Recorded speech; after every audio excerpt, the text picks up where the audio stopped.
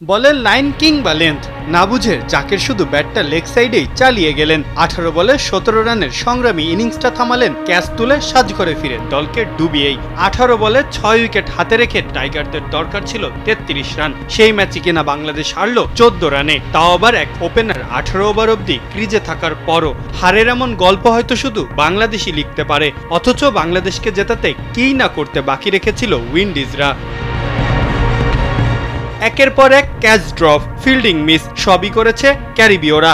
সেই সুযোগে ক্রিজে থিতু হয়েছিলেন তানজিদ জাকেররা। লিটন হৃদয়রা জীবন পেয়ে কাজে লাগাতে না পারলেও তানজিদ তুলে নিয়েছিলেন ক্যারিয়ারের নবম টি20-50, অথচ ম্যাচটা আর শেষ করে আসতে পারলেন না তিনি।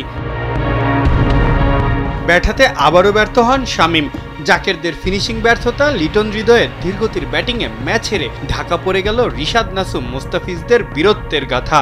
105 রানে 1 উইকেট হারানো উইন্ডিজদের তখন বিশাল সংগ্রহের হোপ দিচ্ছেন শাইহোপ আর আথানজে। সেখান থেকেই জোড়া আঘাতে টাইগারদের ম্যাচে ফেরান নাসুম। পরের ওভারে ফিজ তুলে নেন হোপকেও, এরপর জোড়া আঘাত হানেন রিশাদও। শেষ বেলায় ফিজ আরও 2 উইকেট নিয়ে মাত্র 149 রানেই থামিয়ে দেয় ক্যারিবীয়দের।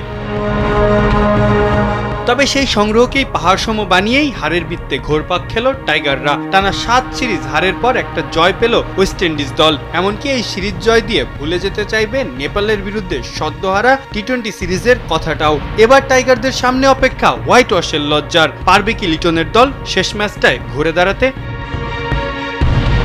মাহফুজ আহমেদ, কালবেলা।